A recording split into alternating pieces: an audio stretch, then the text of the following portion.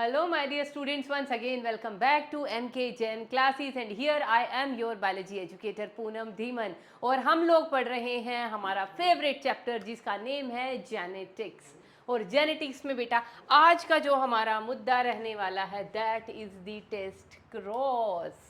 तो अभी previous lecture में हमने क्या पढ़ा था? हमने पढ़ा था मोनोहाइब्रिड क्रॉस. और मोनोहाइब्रिड क्रॉस की क्या आपको कंक्लूजन्स याद हैं जो हमने लिखे थे? उसमें कंक्लूजन क्या था कि जो नंबर ऑफ ऑफस्प्रिंग्स आएंगे वो टोटल कितने आ रहे थे F2 जनरेशन में 4. फिनोटिपिक रेशो चलो उसको ना हम लिख के बात करते हैं, हवा में बात नहीं करेंगे, है ना. एक बार मुझे लिखना पड़ेगा क्योंकि उससे कुछ कंक्लूजन्स मुझे ड्रॉ करने हैं and I do not have my previous slide with me. तो कंक्लूजन्स या results of monohybrid cross.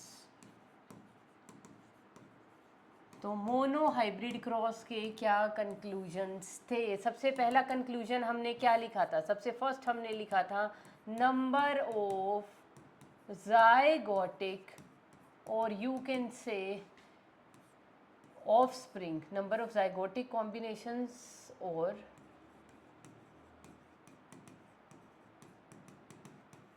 you can say offsprings F2 progeny. कि पूरे क्रॉस के एंड में हमें कितने zygotic कॉम्बिनेशन या प्रोजेनी मिले थे?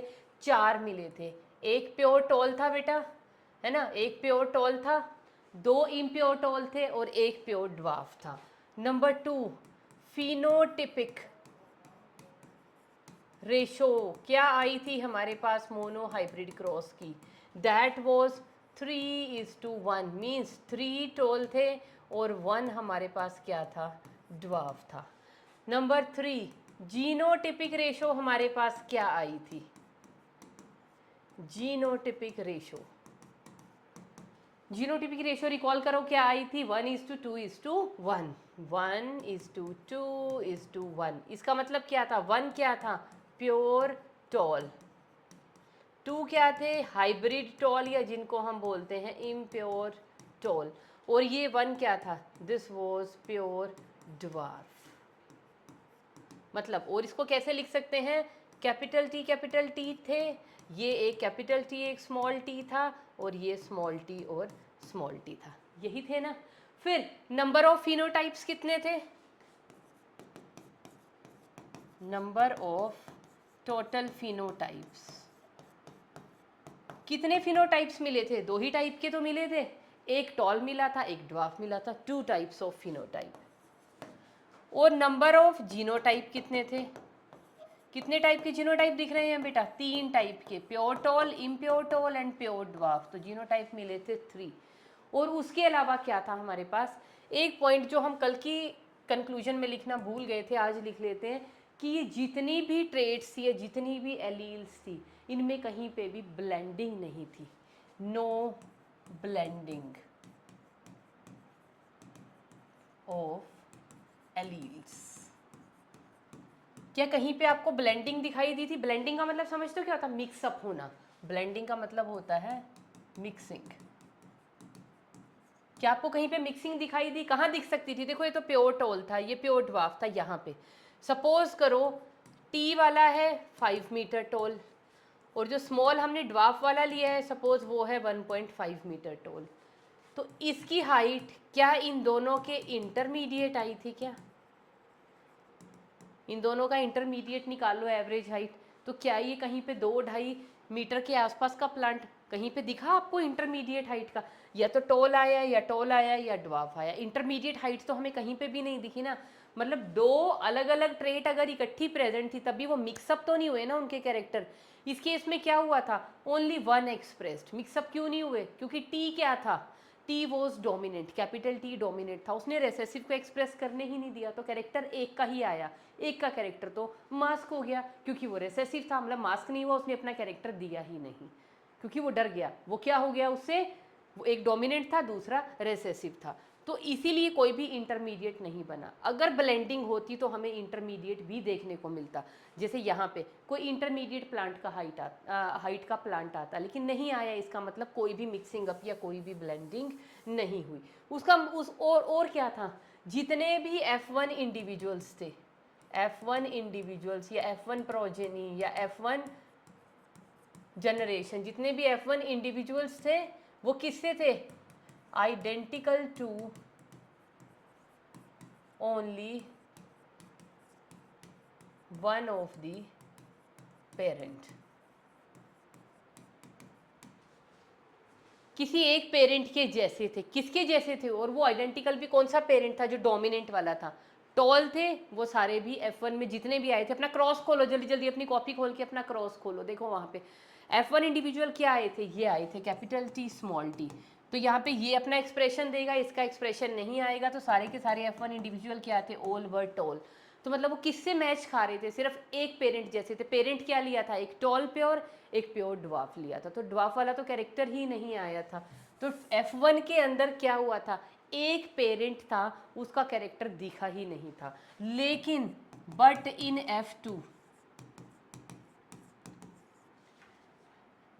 F2 प्रोजेनी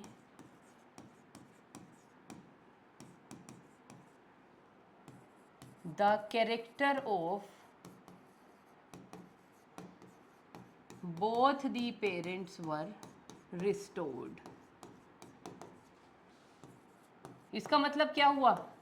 अब देखो F1 जनरेशन आप अपनी देखिए कॉपी खोल के, सारे के सारे इंडिविजुअल आ रहे हैं टॉल, उसमें ड्वार्फ कोई भी नहीं आया। पेरेंट्स तो दो लिए थे, एक टॉल लिया था एक ड्वार्फ लिया था, उनकी मेटिंग कराई तो दोनों पेरेंट आने चाहिए थे, टॉल भी आना चाहिए था ड्वार्फ, लेकिन सारे टॉल आए, ड्वार्फ वाला तो मिसिंग था।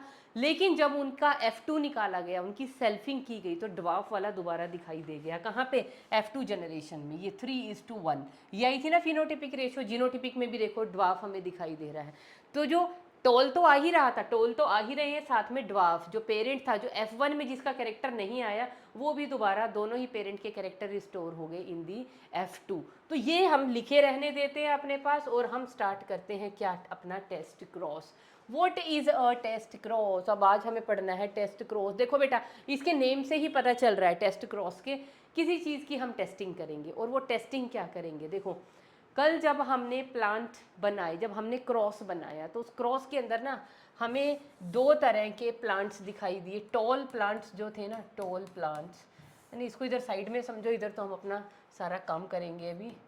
तो जितने भी टॉल प्लांट्स थे वो दो तरीके के थे, या तो इस जीनोटाइप वाले थे या इस जीनोटाइप वाले थे। ठीक है? तो अब देखने में, बाहर से देखने में ये वाला प्लांट भी टॉल है और ये वाला प्लांट भी टॉल है। मुझे कैसे पता चलेगा कि ये जो प्लांट जो टॉल टॉल उग रहे हैं सारे लंबे लंबे, इनमें से प्योर वाला टॉल कौन सा है और इम्प्योर टॉल कौन सा है? या आप एक और समझिए, जैसे मैंने बताया था ना, मेंडल की एक्सपेरिमेंटल टेक्निक क्या थी? वो हमेशा क्या करता रहा? सबसे फर्स्ट स्टेप क्या था? निकालो अपनी कॉपी और देखो जहाँ पे मैंने लिखा है क्या, Mendel's technique of experimentation. Mendel's experimental technique, ये हेडिंग थी, उसमें सबसे पहला पॉइंट लिखा है selection of the pure lines. कि मेंडल हमेशा जब भी काम करता था, देखो कल का भी जब हमने क्रॉस पढ़ा तो मेंडल ने पेरेंट्स क्या लिए? Pure tall and pure dwarf.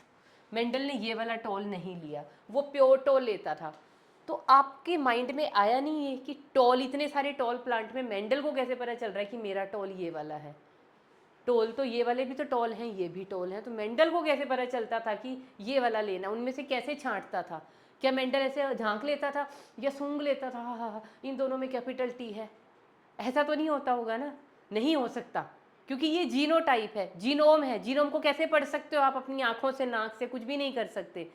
तो मेंडल ने एक टेक्निक अपनाई, क्या, जिसे हम बोलते हैं टेस्ट क्रॉस। टेस्ट क्रॉस किसके लिए होता है? टेस्ट क्रॉस होता है बेटा, it is performed, test cross is performed to detect the unknown genotype. अगर आपको किसी चीज़ की जीनोटाइप नहीं पता तो आप क्या करवा सकते हैं? टेस्ट क्रॉस करवा सकते हैं, है ना? अभी के लिए यही समझो। और इसका डेफिनेशन क्या होता है? टेस्ट क्रॉस होता क्या है? It is a cross, it is a cross between F1 individual and recessive parent. और रेसेसिव पेरेंट भी कौन सा तरीके से लिख लेते हैं, that is homozygous, homozygous recessive parent.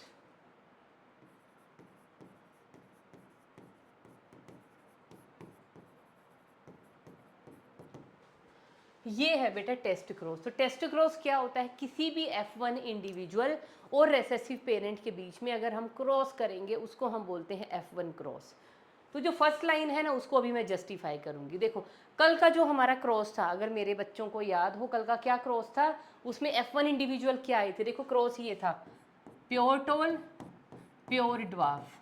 इनके क्या गैमीट बने, कैपिटल टी। इसका क्या गैमीट बना, स्मॉल टी। जब फर्टिलाइजेशन हुई उससे क्या आई, F1 प्रोजेनी क्या आई, एक कैपिटल टी स्मॉल टी। ये हमारे पास ऑर्गेनिज्म आया और ये ऑर्गेनिज्म कैसा आया, टॉल। तो F1 क्या है मेरे पास, F1 का जीनोटाइप अगर मैं लिखूं तो क्या है मेरे पास, capital T and small T. क्या है ये, दिस इज F1 इंडिविजुअल। बेटा F1 इंडिविजुअल लिख लो, F1 प्रोजेनी लिख लो, F1 ऑफस्प्रिंग लिख लो, कुछ भी लिख लो, मतलब F1 से आपको समझ जाना चाहिए मैं किस चीज़ की बात कर रही हूँ। तो इसको हमने क्रॉस कराना है विद द रेसेसिव पेरेंट। कौन है यहाँ पे रेसेसिव पेरेंट, स्मॉल टी। कौन है ये, this is the recessive parent. और बेटा ये क्रॉस जो है ना, it is very important cross, तो इसको हल्के में मत लेना, बड़े तरीके से बड़े दिमाग से इसको आप समझो। तो अब ये क्रॉस आ गया, अब इस क्रॉस को अब हम कंप्लीट करते हैं कैसे, इनके बनाते हैं पहले गैमीट। ये पेरेंट्स आ गए ना अब दो, इसके गैमीट क्या बनेंगे, दो टाइप के गैमीट बनेंगे, एक बनेगा कैपिटल टी, एक बनेगा स्मॉल टी। यहाँ पे गैमीट एक ही टाइप के बनेंगे, तो एक ही टाइप के बनते हैं तो दो बार लिखने की ज़रूरत नहीं होती। फिर क्या करेंगे, अब हमने इनसे बनाने हैं ऑफस्प्रिंग। कैसे बनाएंगे भाई, हम लेंगे हेल्प किसकी, पनेट स्क्वायर की। ये लो, तो यहाँ पे हम लिख देंगे गैमीट्स, इधर किसके लिखते हैं, मेल, किसी को हमने अभी मेंशन ही नहीं किया, तो एक का इधर लिख लीजिए, दूसरे इधर। ये दो गैमीट इधर लिख लिए, सपोज दिस इज मेल, और ये सपोज फीमेल है तो हमने इधर लिख लिए। फीमेल कहाँ लिखते हैं, वर्टिकल कॉलम्स में, और ये कहाँ लिखते हैं, हॉरिजॉन्टल रोज में। तो ये इसके साथ जब कंबाइन करेगा तो पॉसिबिलिटी क्या आएगी, जाइगोट की, कैपिटल टी स्मॉल टी, इन दोनों से स्मॉल टी, इन दोनों से एक कैपिटल टी एक स्मॉल टी, और इन दोनों से एक स्मॉल टी।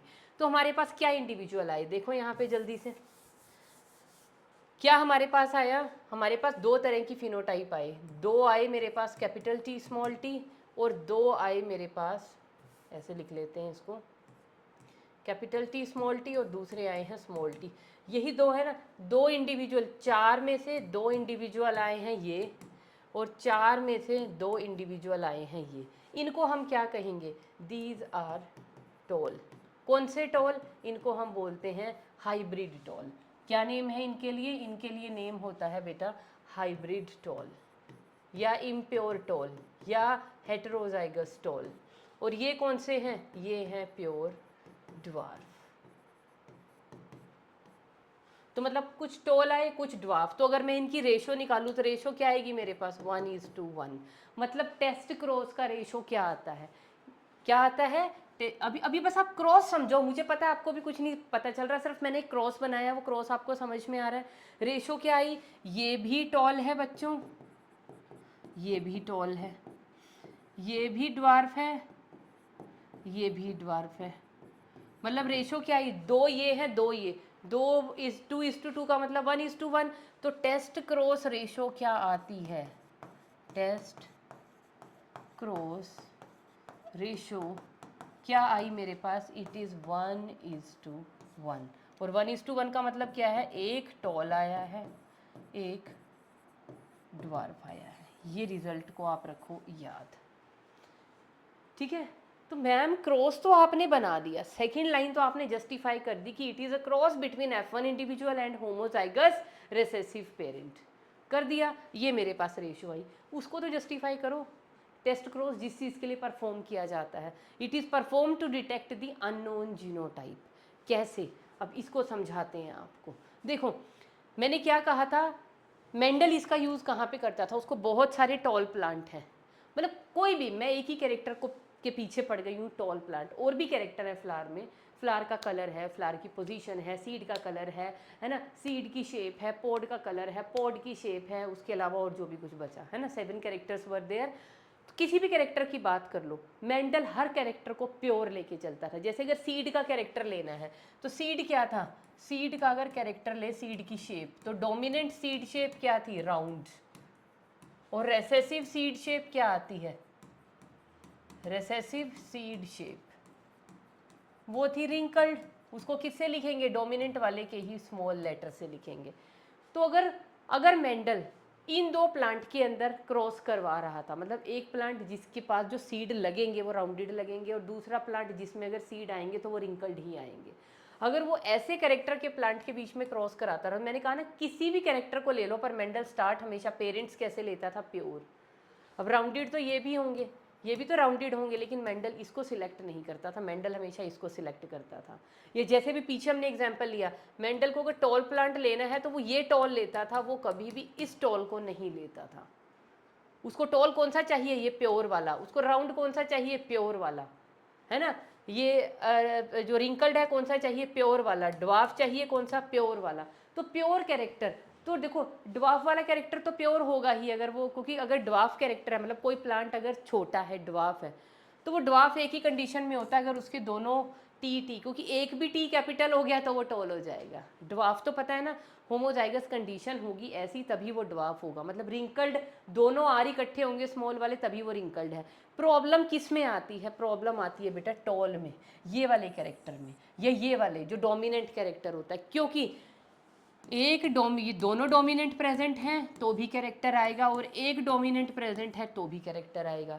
जैसे ये भी क्या दिखा रहा है, राउंड सीड, ये भी क्या दर्शाएगा, राउंड सीड। लेकिन मेंडल को क्या चाहिए, ये। ऐसे ही ये भी क्या दिखा रहा है, टॉल प्लांट।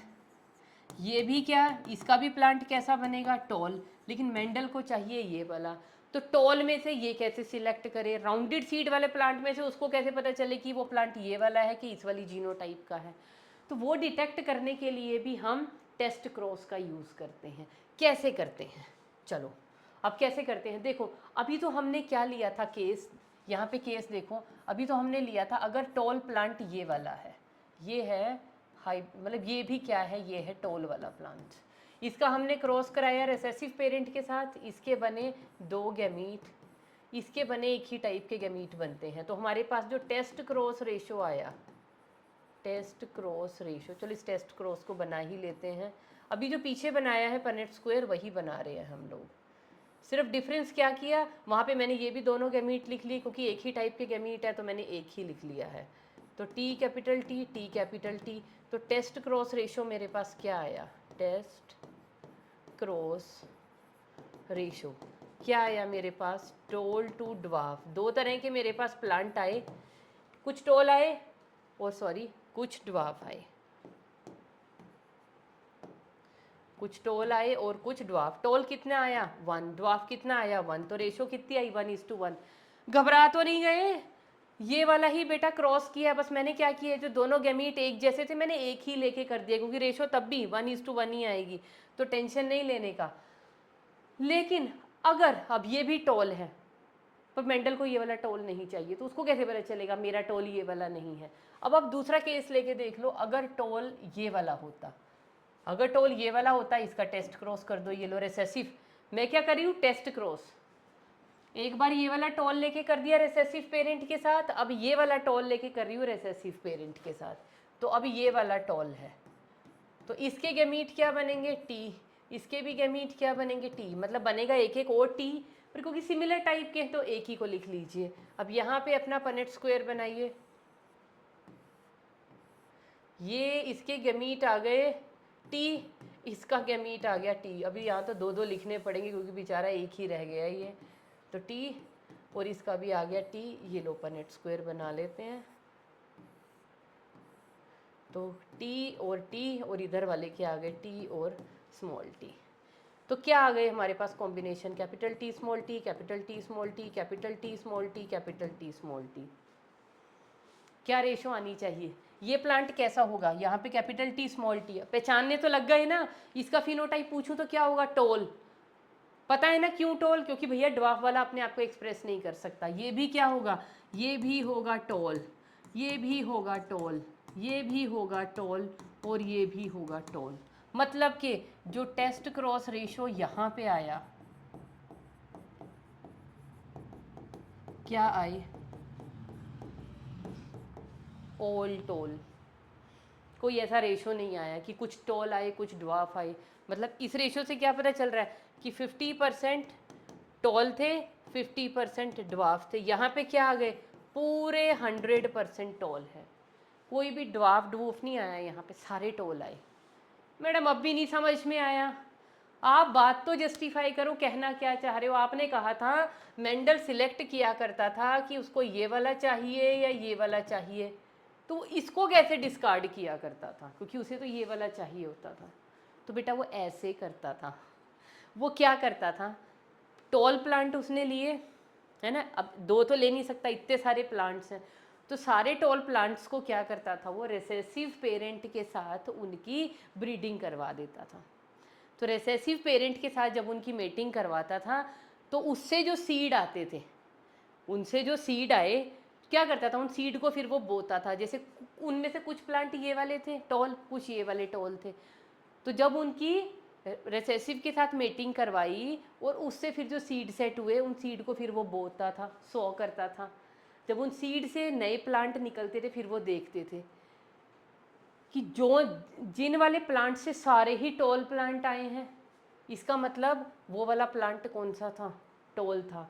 और जिसमें से आधे टॉल आए और आधे ड्वार्फ भी आए थे, मतलब वो वाला प्लांट कौन सा होगा, हाइब्रिड वाला टॉल था। तो मुझे कौन से रखने हैं, जैसे जैसे देखो मेंडल के पास ये एक गार्डन है, गार्डन के अंदर मेंडल के पास बहुत सारे प्लांट हैं, 1 2 3 4 5 6 7 8 9 10, है ना, 11 12 13 14 15, है ना, से ऐसे ही हाइपोथेटिकल कंडीशन।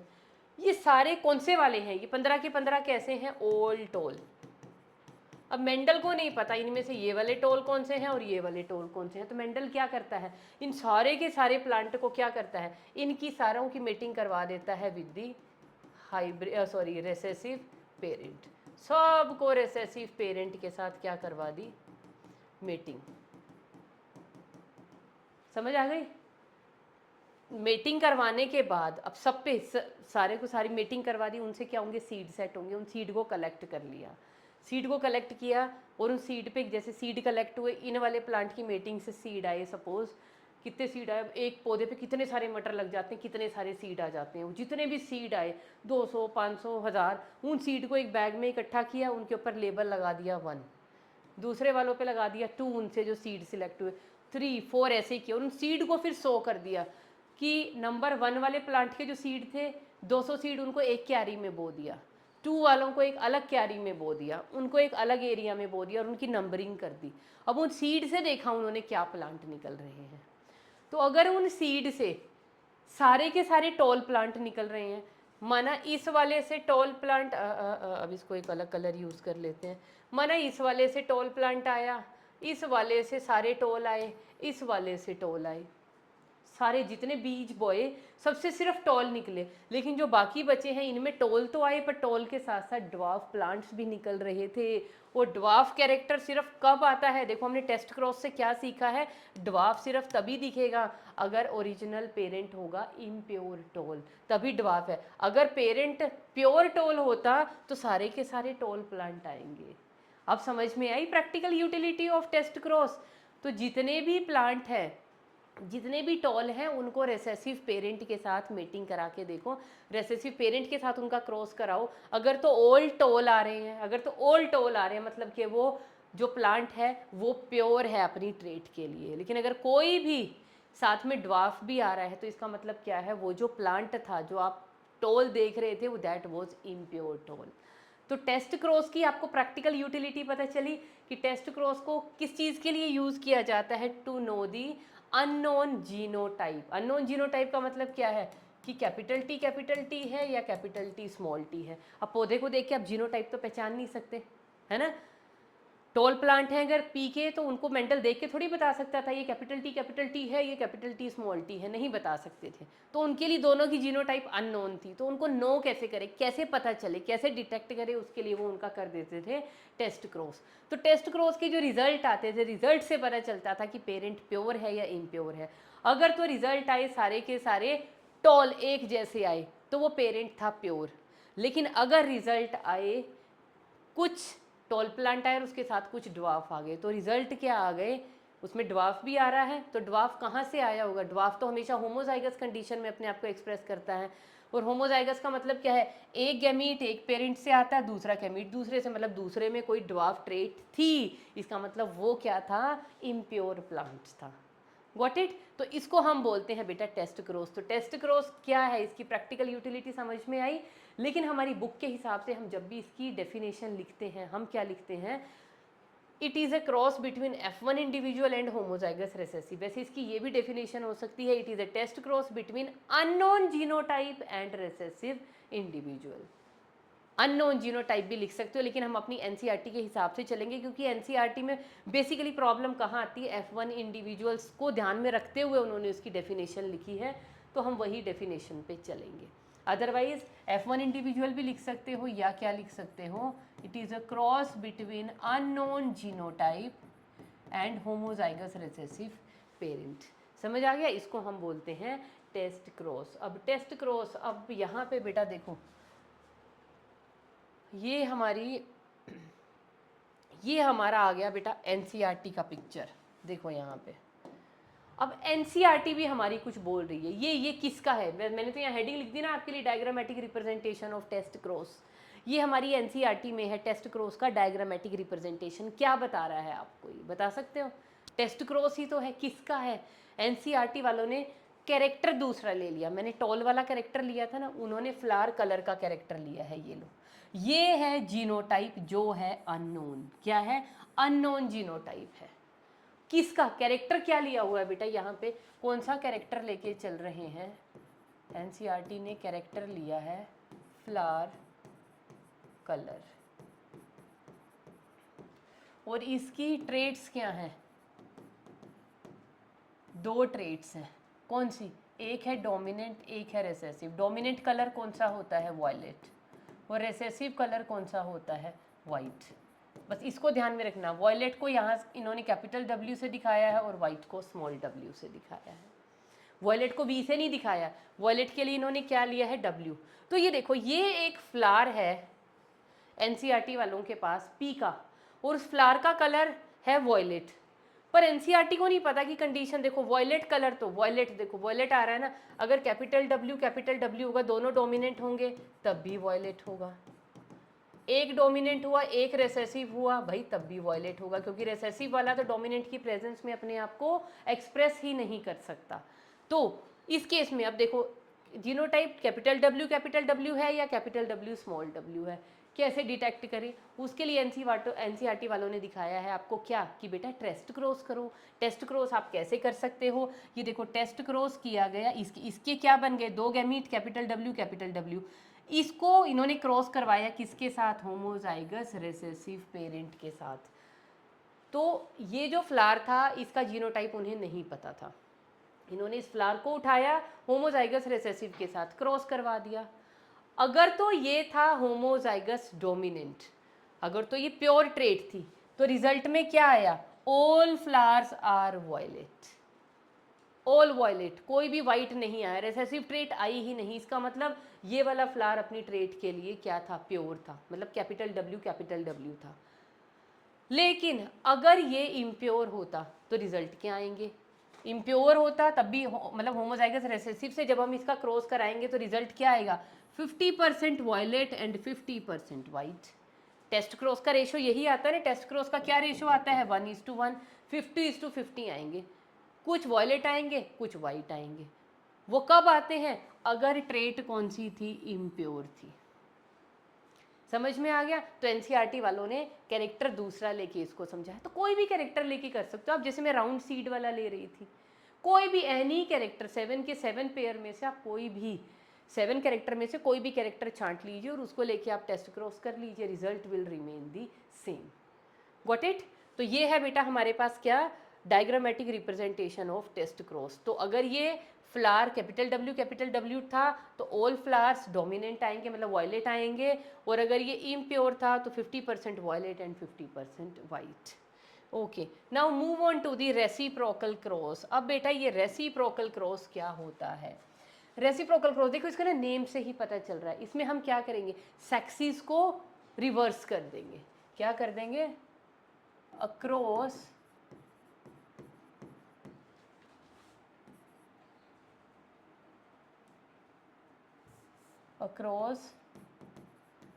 between parents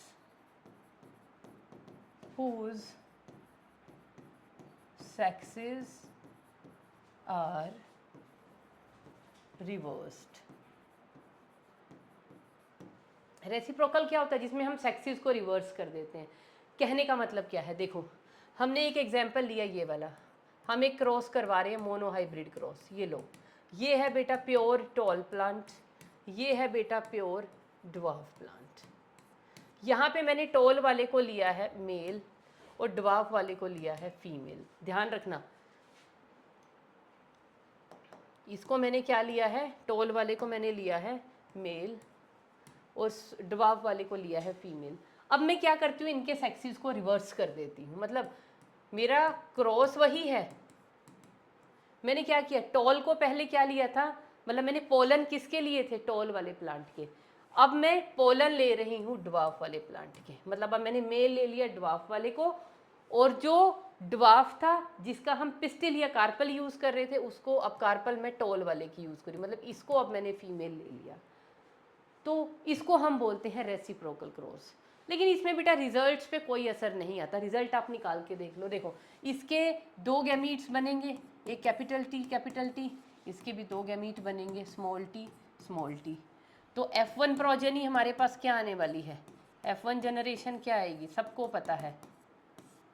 ये टी इसके साथ या टी इसके साथ या टी इसके, जिसके भी साथ करेगा प्रोजेनी हमारे पास आएंगे कैपिटल टी।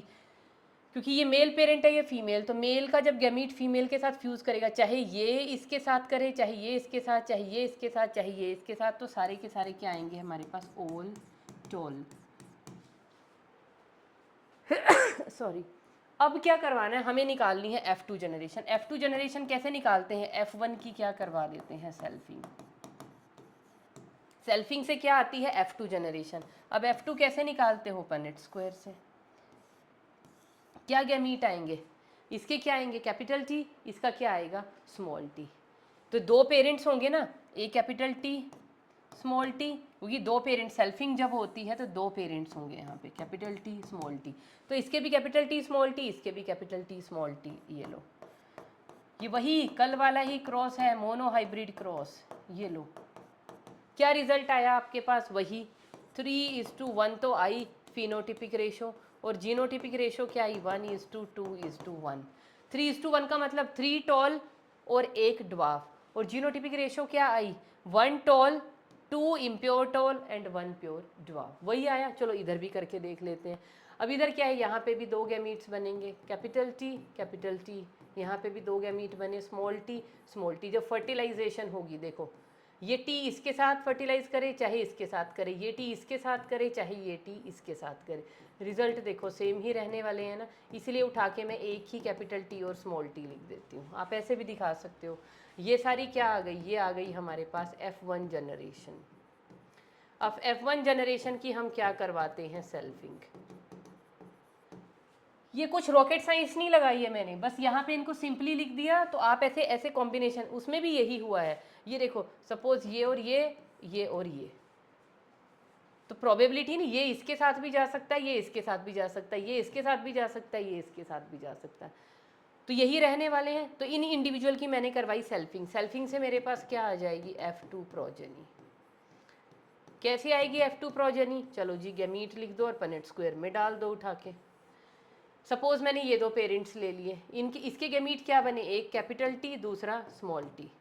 इसके भी क्या बने, एक कैपिटल टी एक स्मॉल टी। क्या रिजल्ट आया मेरे पास, ये लो। क्या ये और ये रिजल्ट मैच नहीं हो रहे, यहाँ पे भी जो फिनोटिपिक रेशो आया है क्या आया है 3:1, जीनोटिपिक रेशो आया है 1:2:1। वही तो है, तीन फिनोटिपिकली मॉर्फोलॉजिकली देखें ये भी टॉल ये भी टॉल ये भी टॉल ये ड्वार्फ, तो 3:1। लेकिन जीनोटिपिकली देखें this is pure tall this is impure tall this is pure dwarf, वही मोनोहाइब्रिड रेशो।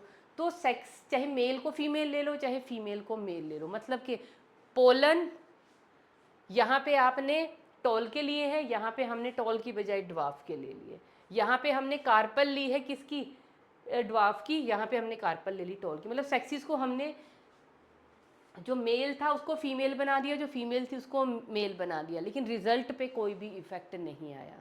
तो इस तरह के क्रॉसेस को बेटा हम क्या बोलते हैं, इनको हम बोलते हैं रेसिप्रोकल क्रॉस। और मोनोहाइब्रिड क्रॉस के रिजल्ट तो मैंने आपको अभी अभी आते ही सबसे पहले वही लिखवाए थे। तो उन मोनोहाइब्रिड क्रॉस को हमें क्या करना है, मोनोहाइब्रिड क्रॉस के रिजल्ट्स को हमें अपने पास रखना है, ठीक है। ये है हमारे पास मोनोहाइब्रिड क्रॉस के रिजल्ट। अब जब मेंडल ने यहाँ तक स्टडी कर ली तो जितना भी अभी तक मेंडल ने किया, जितने भी ब्रीडिंग एक्सपेरिमेंट किए, उनके बेसिस पे उन्होंने कुछ इन्फरेंसेस निकाले, है ना। तो मेंडल की on the basis of these conclusion and these observations, Mendel ने क्या किए, कुछ मतलब on the basis of all these conclusion Mendel made some observations, और उन ऑब्जर्वेशंस को हम क्या बोलते हैं आज की डेट में, उनको हम बोलते हैं मेंडल के लॉज या लॉज ऑफ जेनेटिक्स। चलो वहाँ पे आते हैं अब हम सीधा, जिनको हम बोलते हैं प्रिंसिपल्स या लॉज ऑफ इनहेरिटेंस, ठीक है। तो लिखते हैं यहाँ पे एक line, on the basis of conclusions drawn from monohybrid cross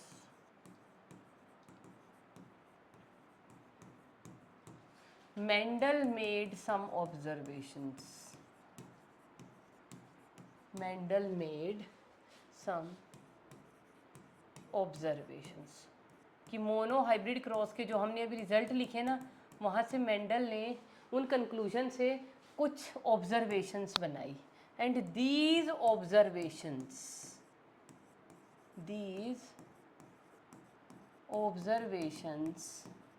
are nowadays called, क्या बोलते हैं आज के ज़माने में हम उनको, लॉज या प्रिंसिपल्स ऑफ इनहेरिटेंस, लॉज या प्रिंसिपल्स ऑफ इनहेरिटेंस या जेनेटिक्स, या इनको हम बोलते हैं मेंडल्स लॉ। मेंडल के लॉ बोलते हैं या इनहेरिटेंस के लॉ बोलते हैं या इनको जेनेटिक्स के लॉ बोल लीजिए। और वो लॉ क्या है वो दो लॉ, सबसे जो पहला उन्होंने लॉ बनाया, यहाँ से मोनोहाइब्रिड क्रॉस से क्या कंक्लूजन निकले, क्या ऑब्जर्वेशन थी, पहला उन्होंने बनाया लॉ ऑफ डोमिनेंस, या जिसको हम बोलते हैं लॉ ऑफ पेयर्ड फैक्टर्स, इसी का दूसरा नेम क्या है, लॉ ऑफ पेयर्ड फैक्टर्स। दूसरा उन्होंने बनाया लॉ ऑफ सेग्रीगेशन, जिसका नेम है law of purity of gametes, इसका ऑल्टरनेट नेम क्या है, law of purity of gametes. तो मेंडल ने मोनोहाइब्रिड क्रॉस के कंक्लूजन से दो लॉ बना दिए, क्या, एक बनाया लॉ ऑफ डोमिनेंस और एक बनाया लॉ ऑफ सेग्रीगेशन। अब हमें ये लॉ समझने हैं, आ जाइए सबसे पहले लॉ ऑफ डोमिनेंस पे। तो लॉ ऑफ डोमिनेंस क्या कहता है, लॉ ऑफ डोमिनेंस क्या कहता है, इनको हम 4 लाइन में लिख लेते हैं, हमारा लॉ कंप्लीट हो जाएगा। सबसे पहले ईच कैरेक्टर, मेंडल ने क्या कहा, each character is controlled by discrete units, controlled by discrete units called क्या बोलते हैं उन डिस्क्रीट यूनिट को? उन डिस्क्रीट यूनिट को हम बोलते हैं फैक्टर्स। क्योंकि उस टाइम पे जीन वीन कुछ भी डिस्कवर नहीं हुआ था, तो मेंडल को नहीं पता था कि ये जो फैक्टर फैक्टर वो बोल रहा है वो एक्चुअल में बाद में इनका नेम जीन पड़ने वाला है। जॉनसन ने उनका नेम रखा था जीन। तो मेंडल को अभी क्योंकि डिस्कवरी ही नहीं हुई थी, सेल वेल ये जीन क्रोमोसोम किसी को कुछ भी नहीं पता था। और देखो वो क्या काम कर रहे थे उस वक्त बैठे। लिखवाया था ना परसों कि मेंडल का जो वर्क था it was ahead of his time, बहुत ज़्यादा एडवांस काम कर रहे थे, लोगों को आसपास अता पता भी नहीं था इन चीज़ों का। तो उन्होंने क्या कहा, each character in an organism is controlled by discrete unit, और उनको हम बोलते हैं फैक्टर। इन फैक्टर को आज के दिन में हम क्या बोलते हैं? जीन्स। ठीक है। दूसरा उन्होंने क्या लिखा, फैक्टर्स, ये जो भी फैक्टर है जो कैरेक्टर को कंट्रोल कर रहे हैं, फैक्टर्स अकर इन पेयर्स, कि ये हमेशा पेयर में होते हैं। देखो जैसे हमने लिखे हैं अपना, जैसे कैरेक्टर लिखा टॉलनेस का, या तो ऐसे लिख रहे थे या ऐसे, पेयर में ही तो लिख रहे थे, तभी तो डिप्लॉयड ऑर्गेनिज्म पता चल रहा था। अगर सिंगल लिखोगे तो वो गैमीट होगा, कैपिटल टी लिखोगे अकेला या स्मॉल टी लिखोगे means you are talking about gamete. लेकिन अगर जो पूरा कैरेक्टर है, कैरेक्टर किसका होता है? एक डिप्लॉयड ऑर्गेनिज्म का होता है, तो हमेशा फैक्टर को हम या कैरेक्टर को कैसे, फैक्टर को कैसे लिखेंगे? इन पेयर्स लिखते हैं हम। तीसरा, इन हेट्रोजाइगस कंडीशन या इन हेट्रोजाइगस पेयर, आपकी एनसीईआरटी की लैंग्वेज में लिख लेते हैं, इन heterozygous pair of factors. Heterozygous क्या होता है? जैसे ये वाली कंडीशन हो, कैपिटल टी स्मॉल टी वाली, ऐसी कंडीशन में only one factor is able to express itself and is called a dominant factor। कि अगर एक हेट्रोजाइगस पेयर की बात करें तो उनमें से, इन दोनों में से सिर्फ एक ही अपने आप को एक्सप्रेस करता है। जैसे हमें पता है ये एक्सप्रेस करता है, तो जो एक्सप्रेस करता है उसको हम क्या बोलते हैं? Dominant allele. लेकिन उस वक्त जीन और एलील नाम की कोई चीज़ मेंडल को पता ही नहीं थी, तो वो उनको क्या बोलते थे? फैक्टर। तो वो डोमिनेंट एलील को उन्होंने क्या बोला? Dominant factor. And the other which was unable to express itself in the presence of dominant factor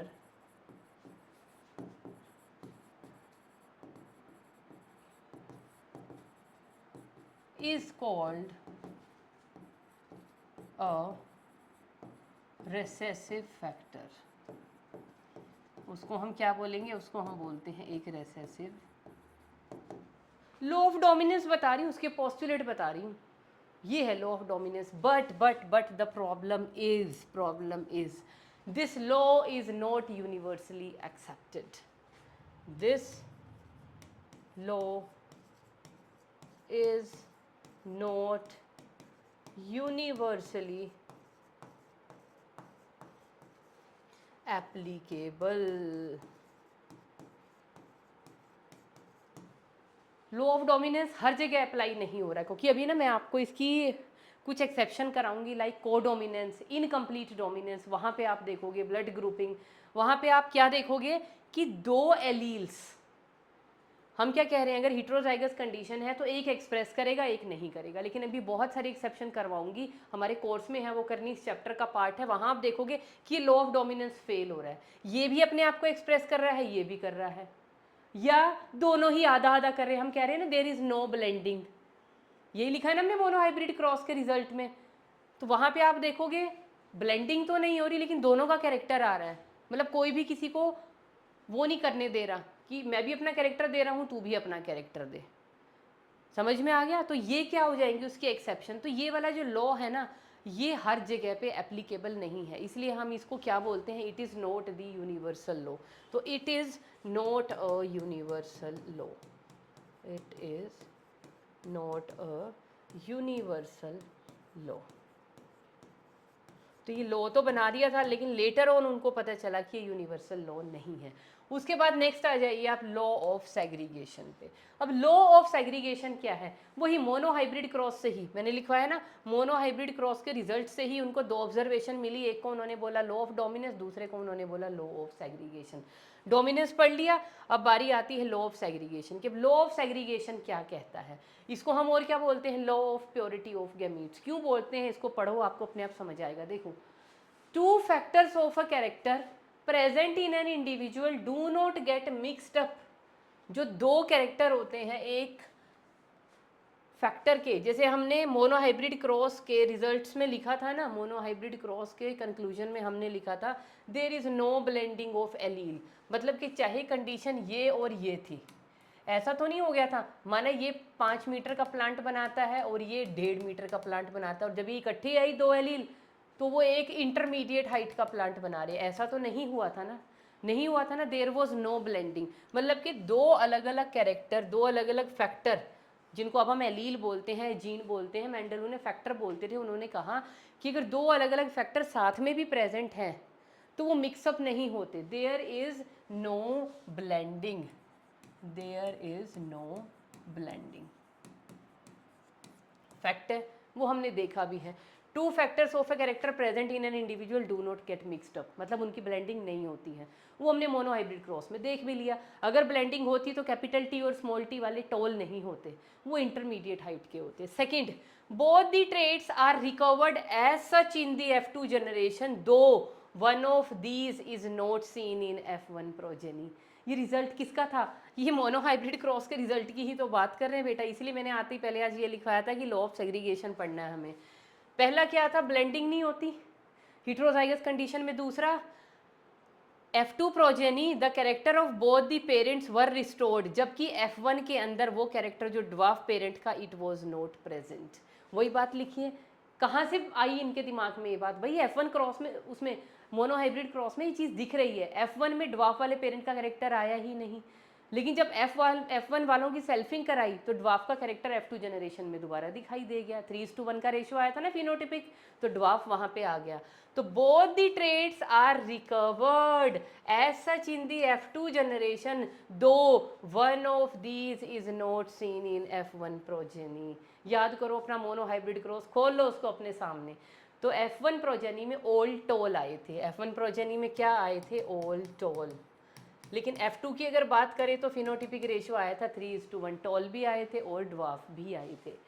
during gamete या spore formation factor of pair separate, जैसे ये था ना, ये था प्योर टॉल, ये था प्योर ड्वार्फ। तो जब इनसे गैमीट बने थे, गैमीट बने थे तो कैसे बने थे? एक कैपिटल टी आया, ये आया कैपिटल टी, दो गैमीट यहाँ बन गए, यहाँ पे भी एक स्मॉल टी एक स्मॉल टी। तो अब इस लाइन को पढ़ो, ड्यूरिंग गैमीट और spore formation factors of pair separate या segregate from each other so that a gamete carries only one factor. या ये आएगा या ये आएगा। आप ये वाला केस भी देख लो, अगर पेरेंट आपका ऐसा है तो गैमीट क्या बनेंगे? एक कैपिटल टी एक स्मॉल टी। ऐसा तो नहीं है एक ही गैमीट के पास दोनों भाग गए, तो हर एक गैमीट में पेयर का सिर्फ एक ही फैक्टर आएगा। इसके पास भी एक है, इसके पास भी एक है, इसके पास भी एक, इसके पास भी एक, इसके पास भी एक, इसके, तो गैमीट में हमेशा एक ही फैक्टर होगा, या वो डोमिनेंट वाला, मतलब कोई भी एक दोनों में से, क्योंकि फैक्टर्स किस में होते हैं? पेयर में, तो पेयर का एक ही जाएगा। तो ड्यूरिंग गैमीट या spore formation factors of pair separate और segregate from each other so that a gamete carries only one factor for a character. तो इसको इसलिए हम इसको क्या बोलते हैं? Law of purity of gamete, कि जो गैमीट होगा वो प्योर होगा। अब जैसे ये वाला पेरेंट ले लो, ये इम्प्योर पेरेंट है, इम्प्योर टोल, लेकिन इसके गैमीट को देखो, ये प्योर टोल गैमीट है, ये प्योर ड्वार्फ गैमीट है। तो इनके पास ट्रेट कभी भी मिक्सड अप नहीं होती। और गैमीट जब सेग्रीगेट होगा तो एक गैमीट के पास एक ही ट्रेट होगी, या टॉलनेस की होगी या ड्वार्फनेस की, तो गैमीट हमेशा प्योर ही रहेगा ना। अगर गैमीट के पास कैपिटल टी के साथ स्मॉल टी आ जाता तब हम कहते हैं इम्प्योर, पर फिर वो गैमीट नहीं होता। गैमीट में तो एक ही फैक्टर होता है, या तो कैपिटल टी होगा या स्मॉल टी होगा। हम कैरेक्टर एक ही लेके चल रहे हैं, मतलब कोई भी कैरेक्टर की बात कर रही हूँ मैं, आप राउंडेड सीड का ले लो, एक्सियल फ्लावर का ले लो, है ना, फ्लावर कलर का ले लो, जितने भी हमने कैरेक्टर करे थे। तो this ensures the purity of gamete. And one very important thing that this law is universally accepted. ये लॉ जहाँ पे भी बायो में जिधर भी आप पढ़ेंगे हर जगह ये जो लॉ है इट इज़ यूनिवर्सली एप्लीकेबल। तो इसलिए हम इसको क्या बोलते हैं, इसको हम बोलते हैं law of first law of inheritance. तो इसकी कोई भी एक्सेप्शन नहीं है। हम जितने क्रॉस पढ़ेंगे हर जगह हर जगह हर जगह ये लॉ जो है इनवेरिएबली ऐसे ही अप्लाई होगा। तो this law is universally applicable. तो बेटा इसके साथ हमारे पास मोनो हाइब्रिड क्रॉस, उसके रिजल्ट से रिलेटेड जो दो लॉ मेंडल ने बनाए थे वो टेस्ट क्रॉस, रेसिप्रोकल क्रॉस, ये सब आज हमने ख़त्म कर लिया है। तो आने वाले लेक्चर में will try to take up dihybrid cross, जिसके लिए हमें क्या करना है, हमें अपने मोनो हाइब्रिड क्रॉस को पूरे अच्छे तरीके से पका के प्रिपेयर करके आना है। हमें मोनो हाइब्रिड क्रॉस बनाना आना चाहिए, हमें उसकी F1 F2 रेशोज़ टिप पे होनी चाहिए, उसकी फिनोटिपिक जीनोटिपिक रेशोज़। अदरवाइज मैं बार बार कह रही हूँ डाई हाइब्रिड क्रॉस आपको नहीं समझ में आएगा। तो मोनो जिसको आ गया, दो मोनो हाइब्रिड क्रॉस को प्लस कर दो, मतलब मल्टीप्लाई कर दो उनकी रेशोज़ को, वो क्या आ जाती है डाई हाइब्रिड क्रॉस। तो पहले मोनो आना चाहिए ना, तो दो मोनो को तभी तो आप मल्टीप्लाई करोगे। अब मोनो आता नहीं है, ऊपर से दो मोनो हाइब्रिड क्रॉस को मैं मल्टीप्लाई कराने बैठ जाऊंगी तो आपका सर चकरा जाएगा। तो हमें क्या करना है, मोनो हाइब्रिड क्रॉस की अच्छे से एक रीडिंग लगा के आनी है in the next lecture. That's all for today.